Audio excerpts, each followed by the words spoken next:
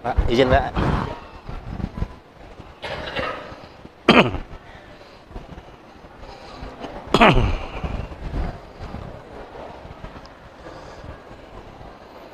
Assalamualaikum warahmatullahi wabarakatuh.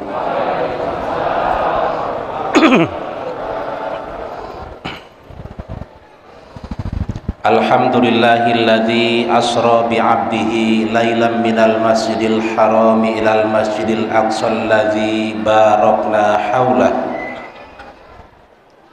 walladzi ja'alal islam aqidah wa bisunnati rasulillahi sallallahu alaihi wasallam uswatun hasanah wa bil ijma'i wal qiyasi fi madhahibil muqarranah. Wassalatu wassalamu ala rasulillah Sayyidina Muhammad ibn Abdillah wa ala alihi wa sahbihi wa mawala amma ba'du. A'udzu billahi minasy syaithanir rajim. Bismillahirrahmanirrahim. Subhanalladzi asra bi'abdihi lailan minal masjidil harami ilal masjidil aqsal ladzi barakna haulahu linuriyahu min ayatina innahu huwas samiul basir. Shadaqallahul adzim. Wa qala aidan bismillahirrahmanirrahim. Innama ya'muru masajidallah man amana billahi wal yaumil akhir. Al-ayah. Sadaqallahul adzim. Wa qala Nabi sallallahu alaihi wasallam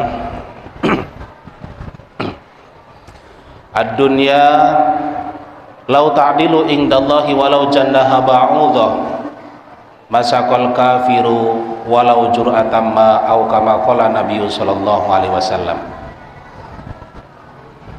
Puji syukur kehadirat Allah Subhanahu wa taala. Allah berikan kita nikmat usia, di mana pada tahun lalu banyak saudara kita yang duduk bersama kita saat ini mereka tinggal nama.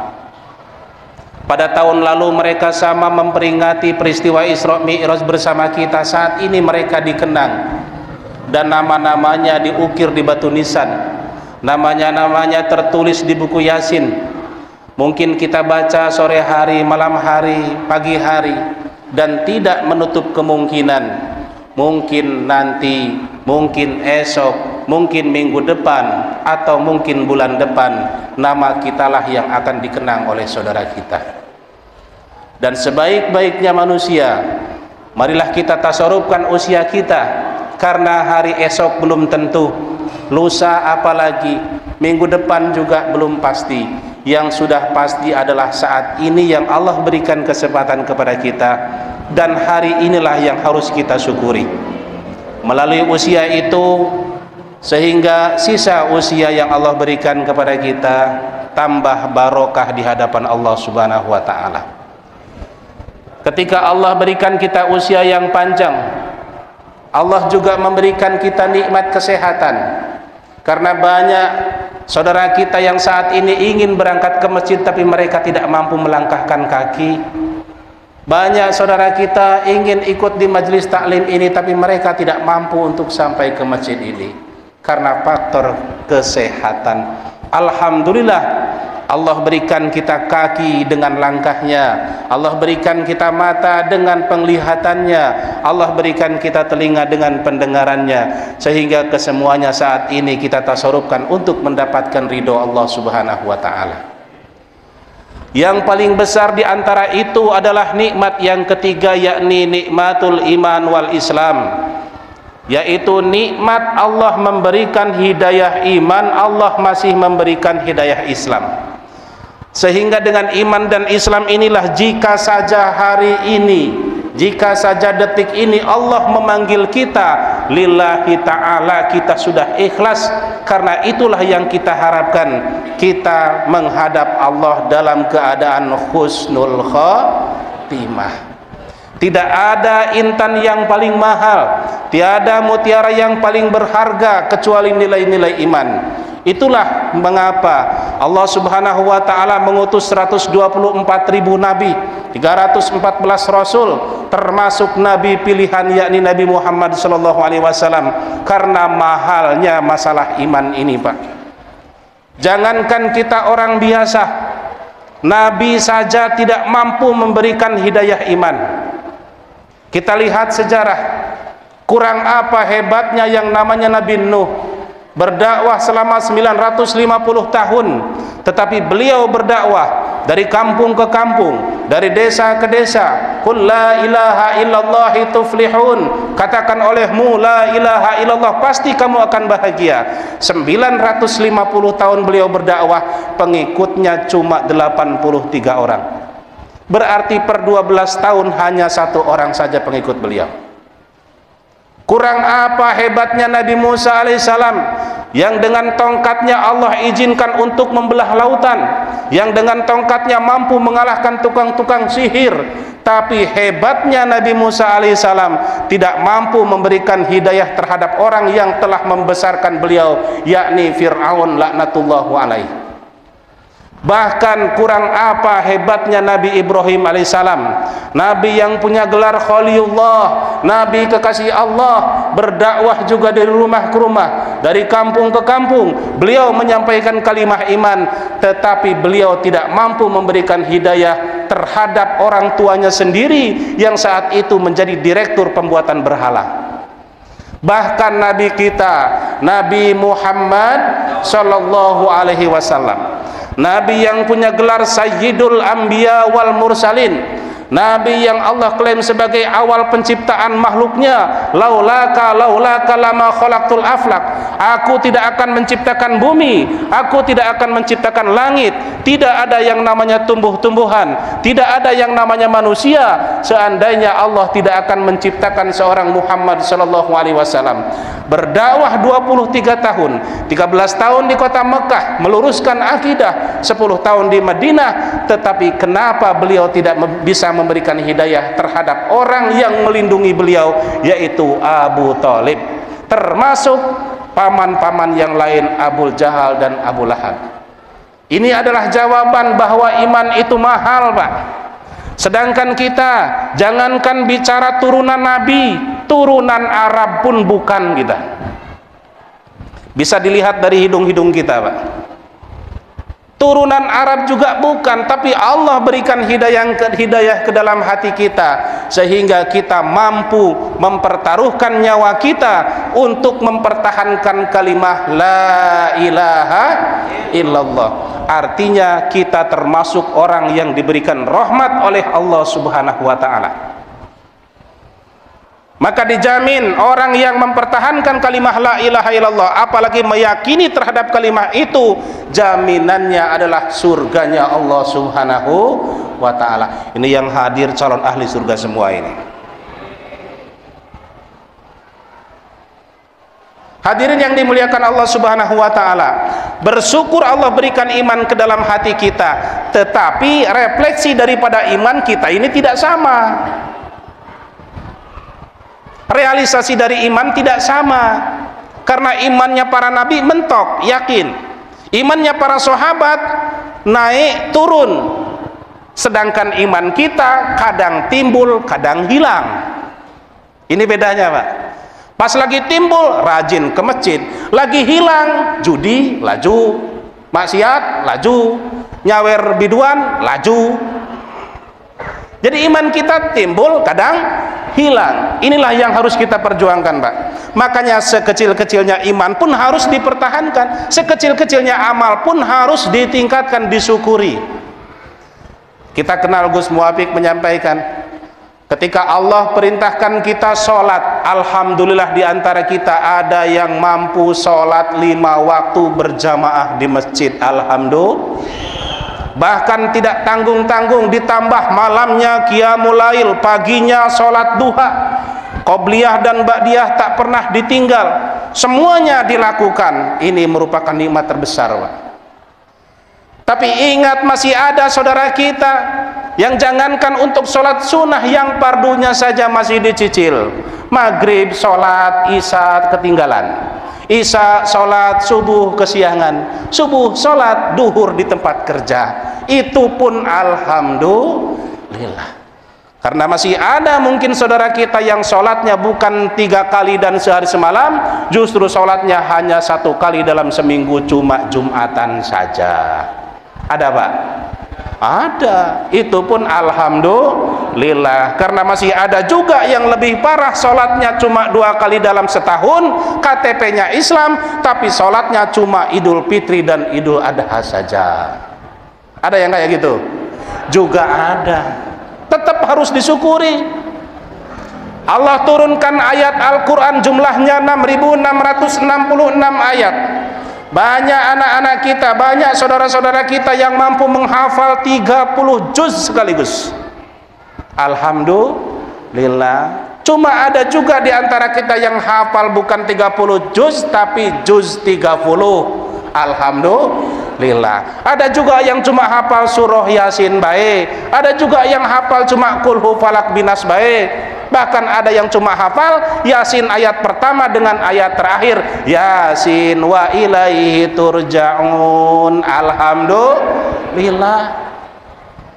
Allah perintahkan kita puasa. Ada yang mampu puasa Daud, 1 hari puasa, besoknya berbuka, besoknya puasa lagi, besoknya berbuka lagi. Itu namanya puasa Daud. Alhamdulillah. Oh, saya belum mampu puasa Daud Ustadz, tapi yang mampu adalah Senin Kamis. Senin puasa, Kamis puasa, di luar itu tidak puasa. Itu juga sudah alhamdulillah. Tidak mampu Ustadz, saya cuma mampu bulan Ramadan saja tanggal 1 sampai 30. Itu juga alhamdulillah. Karena masih banyak saudara kita yang puasanya setahun cuma 2 hari, yaitu tanggal 1 Ramadan dan 30 Ramadan saja. Masih ada Pak. Itu semua harus disyukuri. Bagaimana cara mensyukuri amal? Cara mensyukuri amal itu adalah istiqomah. Makanya orang yang celaka itu adalah amal yang hari ini dilakukan lebih buruk daripada hari kemarin. Kalau hari ini kita bisa hadir ke masjid sholat berjamaah, kemudian besok kita tidak bisa sholat di masjid, maka itulah orang yang celaka Pak. Paling tidak kalau kemarin kita berjamaah, hari ini juga kita harus berjamaah. Lebih hebat lagi, kemarin berjamaah, hari ini berjamaah plus qobliyah dan ba'diyah. Tapi perlu dicatat, hati-hati, jangan mentang-mentang kita rajin sholat terus numbur terhadap hukum fikih. Itu juga salah. Saking semangatnya sholat, habis asar ada sholat ba'diyah asar. Ini aliran sesat. Kecuali sholat kodok. Nah, sholat itu ada kodok. Kodok itu adalah mengganti sholat yang pernah ditinggalkan.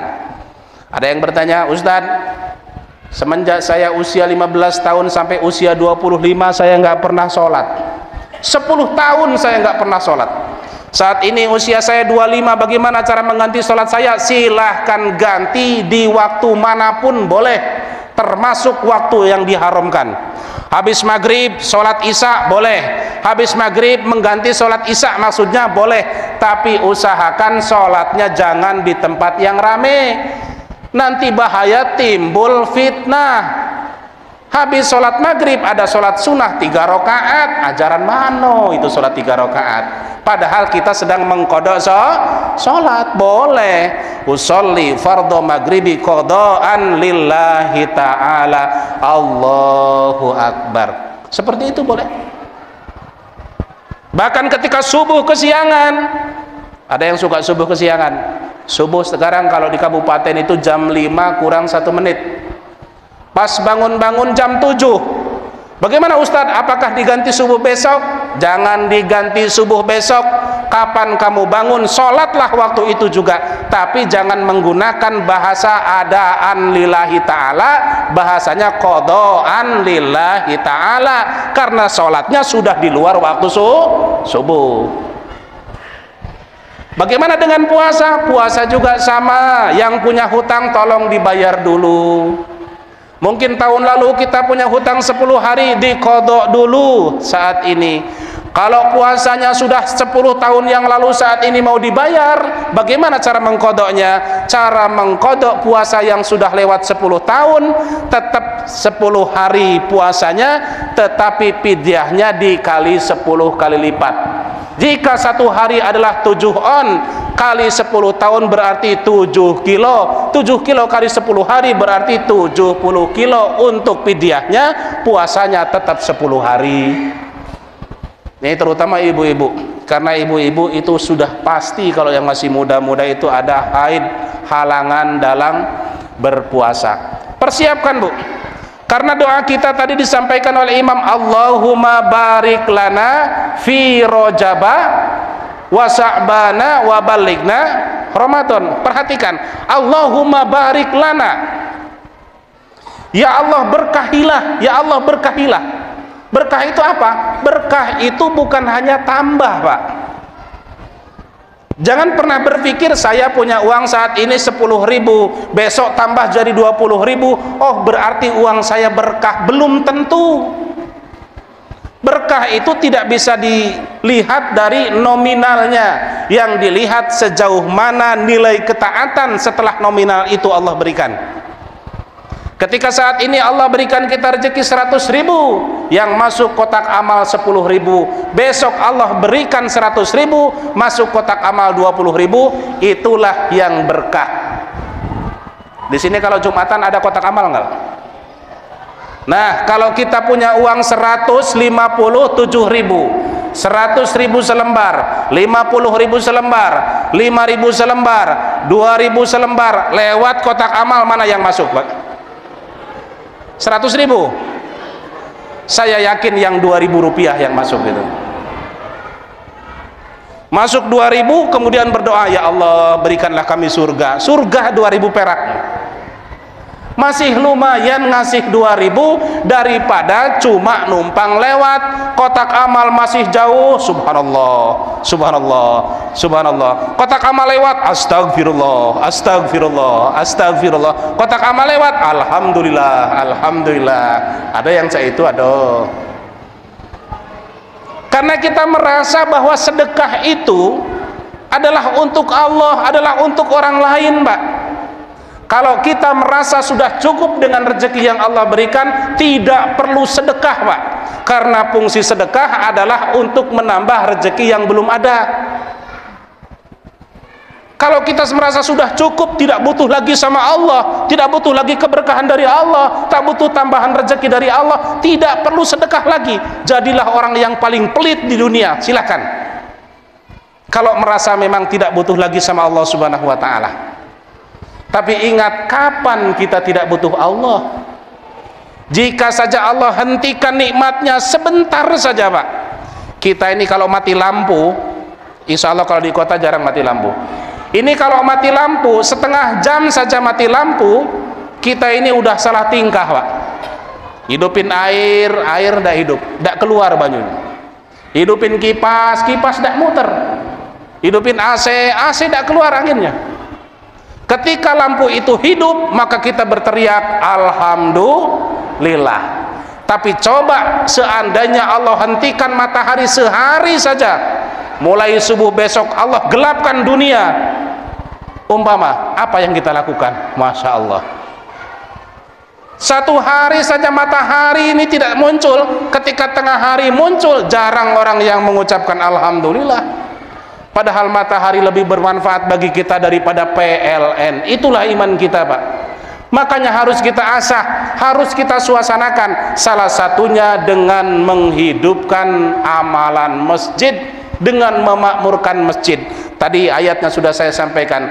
Orang yang beriman kepada Allah, orang yang beriman kepada hari akhir, salah satu cirinya adalah orang yang senantiasa memakmurkan masjid-masjidnya Allah Subhanahu wa ta'ala. Ini khusus untuk bapak-bapak. Kalau untuk ibu-ibu, sholatnya di rumah. Jangan terbalik, Bu. Ibunya sholat di masjid, bapaknya sholat di rumah. Itu terbalik. Kalau ibunya sholat di masjid, bapaknya sholat di rumah, besok bapaknya suruh pakai rok ibu, ibunya pakai celana bapak. Ini terbalik. Yang wajib berjamaah di masjid itu adalah bapak-bapak. Awalnya fardu kifayah. Kenapa fardu kifayah di zaman Imam Syafi'i? Kenapa fardu kifayah? Masjidnya kecil, jamaahnya banyak.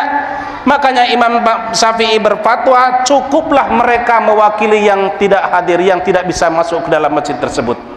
Jika saja Imam Syafi'i hidup di saat ini, mungkin sholat berjamaah sudah diparduainkan. Makanya bersyukur Masjid Al-Jihad termasuk masjidnya ini ramai dengan yang berjamaah.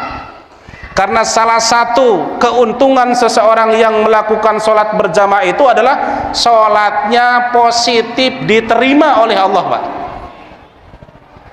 Beda dengan sholat munfarid. Kalau sholat munfarid itu banyak syaratnya. Kalau sholat berjamaah, Allah mengutus seorang malaikat. Wahai malaikat, coba kau lihat di Masjid Al-Jihad, saat ini sedang sholat berjamaah, coba kau lihat hati imamnya, apakah dia khusyuk atau tidak. Datang malaikat, ya Allah, ternyata imamnya tidak khusyuk, ya Allah. Coba periksa ikhlas apa tidak. Periksa lagi, tidak ikhlas ternyata, ya Allah. Buktinya apa? Kalau makmumnya orang biasa, surahnya biasa-biasa saja. Kalau makmumnya ada bupati, surahnya mendadak panjang. Umpama kalau imamnya sudah tidak ikhlas, coba periksa makmumnya. Diperiksa satu persatu, ternyata tidak ada yang lulus.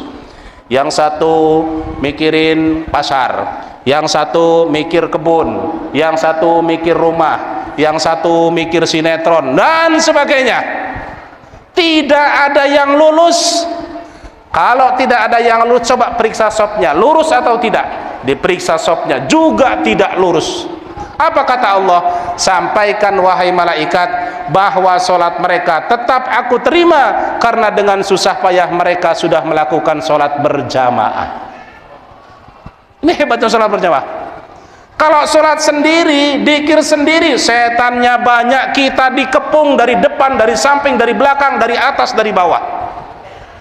Apalagi kita seorang RT, apalagi kita seorang lurah, apalagi kita seorang camat, dikir kita di rumah, Masya Allah, subhanallah, subhanallah, subhanallah. Baru mulai dikir, udah mulai setan pertama datang, assalamualaikum, ada tamu. Dibuka lagi dikir, tidak dibuka, tamu, akhirnya bingung. Tapi imannya kuat, subhanallah, subhanallah, subhanallah, assalamualaikum, subhanallah, subhanallah. Lah tamu sekarang ini, Pak, kalau di depan tidak dibuka pintu, muter ke samping rumah. Assalamualaikum terus, dari samping tidak dibuka, muter lagi ke belakang. Akhirnya yang zikir kalah. Subhanallah, assalamualaikum, waalaikumsalam, deh masuk baik, aku lagi dikir. Subhanallah, subhanallah, masuk dulu, tanggung aku dikir. Subhanallah, subhanallah, mak ada tamu, siapkan banyu, aku dikir dulu. Subhanallah, subhanallah. Itu dikir kita ketika dilakukan di rumah. Tapi kalau di masjid, kalaupun ada tamu, mereka akan nunggu di luar. Itulah hebatnya masjid. Makanya bersyukur kepada Allah, kita masih termasuk orang-orang yang dipilih oleh Allah, karena masjid ini adalah tempat yang mulia di sisi Allah Subhanahu wa taala. Dan ciri orang yang dirahmati oleh Allah itu adalah orang yang ditempatkan di tempat yang mulia menurut Allah, bukan menurut kita, Pak. Kita ini dihormati itu karena urusan dunia, kalau Allah tidak. Maaf, ini yang hadir, mungkin di antara kita ada yang pejabat, mungkin di antara kita ada yang pedagang, mungkin di antara kita ada yang kaya, ada yang miskin, bahkan mungkin ada pemulung, Pak. Tapi ketika masuk ke dalam masjid, Allah perlakukan sama di hadapannya. Tak pernah Ustadz bertanya, mohon maaf, Bapak mau berjamaah di Masjid Al-Jihad? Iya. Ijazahnya apa? S3. S3? Iya, di depan, Pak. Ada lagi yang nak masuk, mohon maaf Pak, ijazahnya apa? Saya S2. S2 barisan kedua, Pak. Ada lagi yang nak masuk, saya S1 barisan ketiga, Pak. Ada wong tua, mohon maaf, aku tidak lulus SD. Kalau tidak lulus SD, sholatnya di halaman baik. Tidak seperti itu. Perlakuan Allah itu sama dengan kita saat meninggal dunia.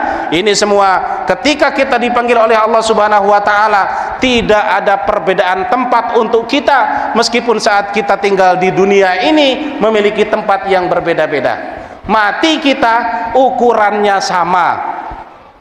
2 kali 1 meter saja. Itu tempat kita, Pak. Tidak ada yang kita bawa. Istri yang dulu mencintai kita ditinggalkan, Pak. Suami yang katanya mencintai istri sehidup mati juga ditinggalkan. Apa yang kita bawa? Cuma amal kita yang kita bawa. Tidak ada yang kita bawa. Maka dari itu masjid ini jadi saksi untuk kita. Jangan sampai kita ditegur oleh masjid. Karena sehebat apapun, seburuk apapun manusia, terkadang ketika mereka meninggal dunia, toh ujung-ujungnya dibawa ke masjid, Pak. Orang meskipun bukan ahli sholat, bukan ahli masjid, asalkan KTP-nya muslim, KTP-nya Islam, pasti ketika mati bisa jadi disolati di dalam masjid. Ditegur sama masjid, "Oi mang, kemana bay baru datang mang? Selama ini tidak pernah ke masjid, hari ini masuk ke masjid. Lah masuk ke masjid tidak sopan pulo, yang lain di belakang, dia di depan dewek. Udah di depan tidak sopan, wong lain berdiri, dia tidur." Ditegur sama masjid, "Kemana bahaya mang?" Jangan sampai seperti itu, Pak. Sadar usia kita ini nggak lama lagi. Ini kalau saya lihat usia nih, Masya Allah, ini kita udah tua semua ini, Pak. Sudah rata-rata di atas 40. Kita ini tidak lama lagi. Meskipun kita tidak tahu, mungkin bapak-bapak dan ibu-ibu duluan, saya belakangan, atau mungkin dibalik, saya yang belakangan, bapak duluan. Tidak ada yang tahu. Usia Nabi 63 tahun. 63 tahun. Kata Nabi, usia umatku tidak jauh dari usiaku, kata Nabi. 63 tahun. Yang saat ini usia sudah 60, siap-siap kurang lebih 3 tahun lagi. Nah, buat bapak-bapak yang saat ini sudah 62 tahun 11 bulan, Maret Pak. Ini menurut hitungan matematika. Meskipun kenyataannya kita tidak tahu siapa yang duluan, siapa yang belakangan. Tetapi intinya usia umat Nabi tidak seperti usia nabi-nabi daun kaum-kaum terdahulu sampai ribuan tahun, sampai ratusan tahun. Kita di bawah 100 tahun. Kalaupun ada yang usia nyampe 100 tahun, itu pun sudah tidak punya kekuatan apa-apa. Dan bagaimana usia yang sebentar ini kita manfaatkan untuk mendapatkan kebahagiaan yang tidak ada ujungnya, yaitu surganya Allah Subhanahu wa ta'ala. Maka Allah turunkan fadilah, Allah turunkan keutamaan kepada kita dengan ibadah yang sedikit, tapi kita akan mendapatkan pahala yang luar biasa. Salah satunya adalah bulan suci Ramadan. Allahumma barik lana fi Rajaba wa Sa'bana wa ballighna Ramadan. Masuk kita bulan suci Ramadan, bahagia hati kita untuk menyambut berbagai amalan di bulan suci Ramadan. Sudah jaminan badan kamu tidak mempan dengan neraka. Ini baru masuk, Pak. Puasa kita di tanggal 1, malamnya kemudian kita qiyamul lail dengan tarawih, apalagi ditambah dengan sholat-sholat nafil, membaca Al-Quran, semua amalan dilipat gandakan hingga 1000 kali lipat. Kurang apa rahmatnya Allah itu? Tapi hati-hati, ketika kita masuk Ramadan, Allah berikan keistimewaan dengan amalan yang dilipat gandakan. Ramadan juga bulan jebakan, Mbak, di mana seorang yang melakukan dosa, menghinakan bulan suci Ramadan, keluar dari Ramadan bukan tambah amal, justru tambah dosa. Habis terawih pulang ngambil sendal punya tetangga. Satu sandal sama dengan 50 kodi yang kita ambil. Rugi, Pak. Ada istimewa tapi ada madarat di situ. Makanya persiapkan, Pak.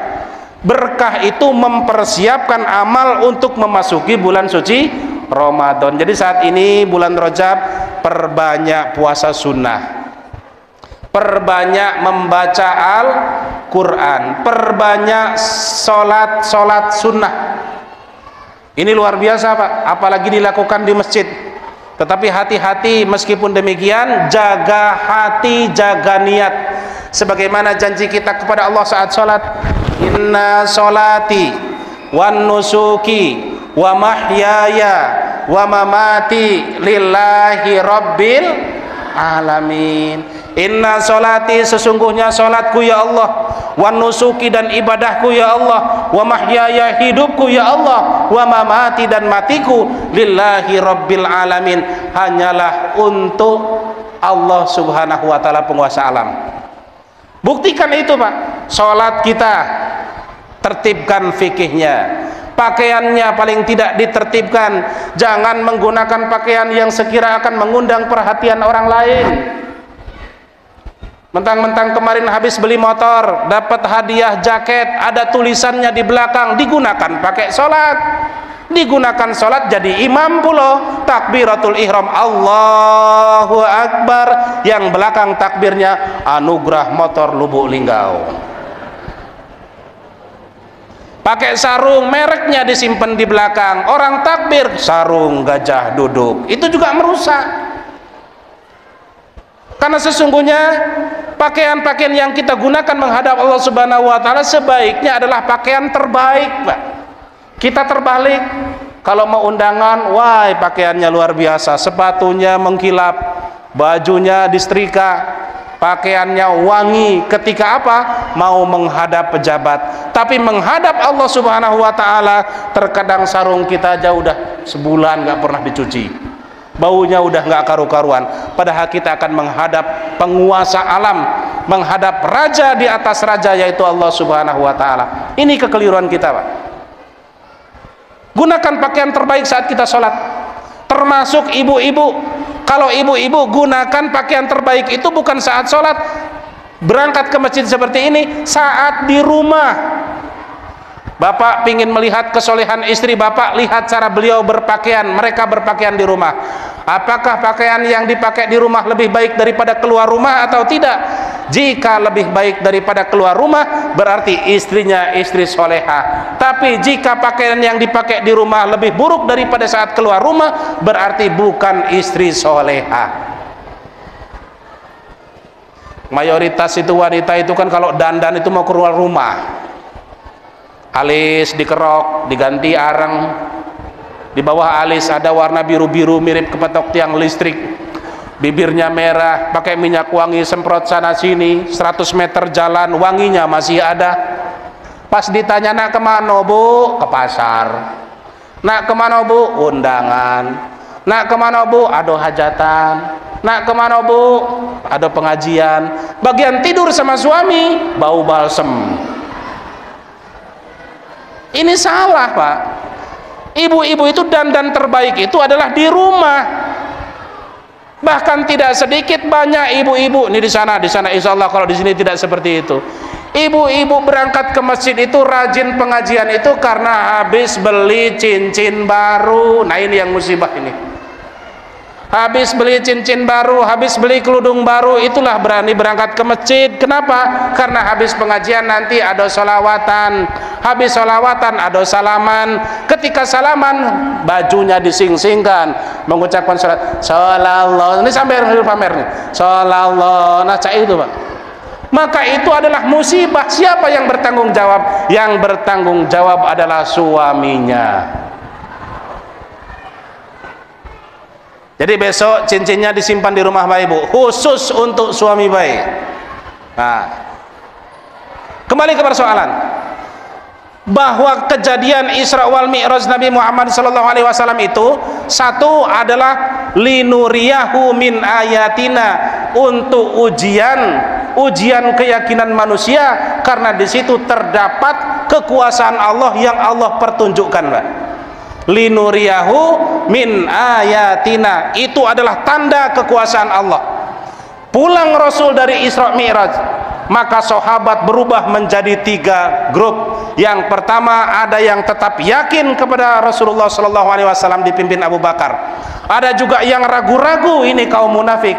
Ada juga yang tidak percaya sama sekali terhadap kejadian Isra wal Mi'raj Nabi Muhammad SAW. Maka Allah jelaskan kepada manusia, jangankan Isra Mi'raj, jika ada hal yang lebih dahsyat dari Isra Mi'raj, untuk Allah tidak ada bedanya, tidak ada kesulitan untuk Allah. Karena jelas kata Allah, idza arada syai'an ayyakula lahu kun fayakun. Apa yang mustahil untuk Allah? Kita diberikan masalah oleh Allah, ketika kita datang kepada Allah itu mudah, Pak. Kita punya penyakit, kita datang ke dokter, dokter masih bertanya ke kita, mohon maaf, apa yang Bapak rasakan?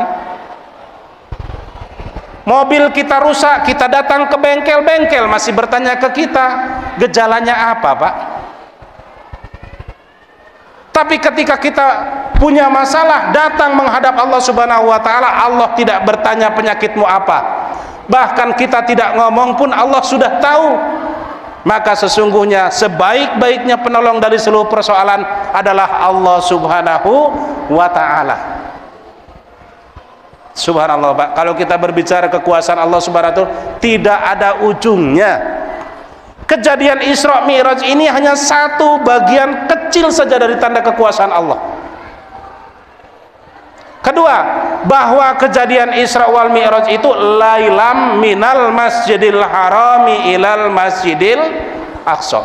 Kejadian Isra Mi'raj itu adalah malam hari. Perintah untuk kita bahwa waktu yang paling istimewa ketika menghadap Allah adalah sepertiga malam akhir. Maaf, Bapak yang hadir di sini ada yang punya hutang, Pak? Ada yang punya hutang? Ibu ada yang punya hutang? Jangan ngomong banyak, kalau banyak itu nuduh wong lain. Ada yang punya hutang? Ada. Bapak ada yang punya hutang? Udah kebayar apa belum? Belum. Lailam, pergunakan sepertiga malam akhir untuk menghadap Allah Subhanahu wa taala. Tapi ada caranya. Kita sering berdoa tak tahu caranya. Kita sering meminta kepada Allah tapi caranya salah. Bagaimana caranya? Caranya itu tunaikan dulu haknya Allah Subhanahu wa taala, baru kita minta hak kepada Allah Subhanahu wa taala. Bagaimana cara menunaikannya? Minimal kewajibannya, Pak.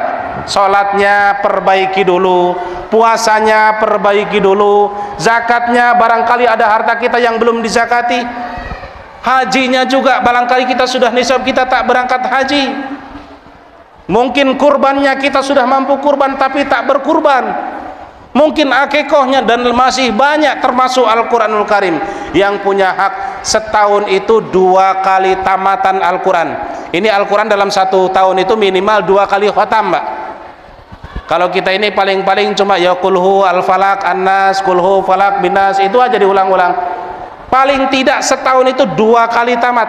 Kalau setahun 2 kali tamat, Quran tidak akan menghisab kita. Kalau tidak mampu, dawamkan setiap masuk ke dalam rumah, bacalah qul huwallahu ahad 3 kali, al-falak 3 kali, kemudian baca surah An-Nas 3 kali. Dawamkan kalau memang tidak mampu untuk 1 tahun 2 kali khatam Al-Quran. Kalau yang mampu, baca Al-Quran. Jangan cuma bulan Ramadan saja. Bulan Ramadan rajin baca Al-Quran sampai ada 2 kali 3 kali khatam. Selesai Ramadan, selesai pula baca Al-Quran, pensiun langsung, nanti ketemu lagi bulan Ramadan. Bulan Ramadan rajin sedekah. Setiap menjelang maghrib bawa makanan, dibawa ke masjid, menyiapkan orang yang sedang berbuka puasa. Selesai Ramadan tidak ada lagi sedekah yang keluar, bahkan tetangga kelaparan pun kita biarkan. Saat Ramadan rajin qiyamul lail, malamnya tahajud, paginya sholat duha, qobliyah dan ba'diyah tak pernah ditinggal. Selesai bulan Ramadan, pensiun juga kita sholatnya, sunatnya itu. Ini tidak diharapkan, itu ciri puasa yang mardud, Pak. Jadi mardud itu bukan hanya cuma haji. Kalau haji mardud itu kita bisa lihat dari sifatnya. Sebelum berangkat haji dia pelit, pulang haji masih pelit, nah itu mardud. Sebelum berangkat haji dia sombong, pulang haji makin sombong, tak dipanggil haji, tidak nengok, itu mardud. Ternyata puasa juga ada makbul, ada mardud, ada diterima, ada ditolak oleh Allah. Salah satu puasa yang diterima cirinya adalah membekas amalan tersebut terbawa setelah nanti bulan suci Ramadan. Jadi jasmani, rohani, lahir, batin kita persiapkan karena belum tentu setelah Ramadan yang nanti Allah masih mengizinkan kita memasuki Ramadan yang akan datang. Kedua, setelah kita baik melakukan amal kepada Allah Subhanahu wa taala, hubungan kepada Allah Subhanahu wa taala, ingat Pak, kita ini umat Nabi Muhammad sallallahu alaihi, saya ulang, kita ini umat Nabi Muhammad sallallahu alaihi, umat bukan kaum. Beda. Kalau Nabi Nuh beliau punya kaum, kalau Nabi Ibrahim beliau punya kaum, kalau Nabi apalagi Nabi Daud, Nabi Musa beliau juga punya kaum. Dan kita Nabi Muhammad sallallahu alaihi wasallam, kita ini disebut umat. Apa bedanya umat dengan kaum?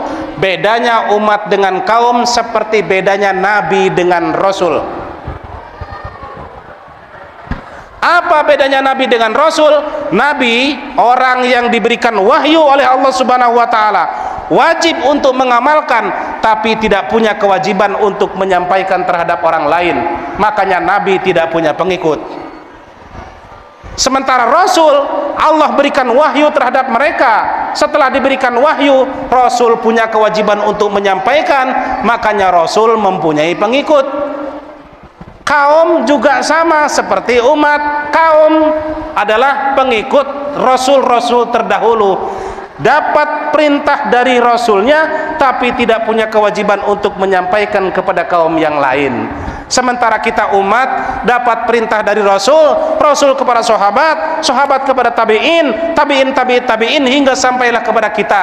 Kalimah la ilaha illallah harus sampai kepada anak dan cucu kita. Siapa yang punya kewajiban? Yang punya kewajiban adalah kita, Pak. Bapak rajin sholat, tak pernah ketinggalan berjamaah di masjid, tapi bapak punya tetangga yang belum pernah sholat dan bapak belum pernah menegurnya, bapak belum pernah mengajaknya, bahkan bapak belum pernah mendoakannya. Mereka akan menghisab kita, Pak. Ketika bapak masuk ke dalam surga karena bapak ahli sholat, tetangga kita nggak masuk surga karena mereka tak pernah sholat. Nanti mereka menghisab, ya Allah, aku tidak ridho masuk ke dalam neraka karena tetanggaku ahli sholat tapi tak pernah mengajak aku berangkat ke masjid, tak pernah mendoakan aku untuk mendapatkan hidayah. Tapi ini berat, Pak. Harus pelan-pelan, harus pelan-pelan. Jangan sekaligus. Kalau sekaligus kita ini bakal jadi candaan. Ibaratnya kita pakai serban. Ini sorban ini hukumnya sunnah.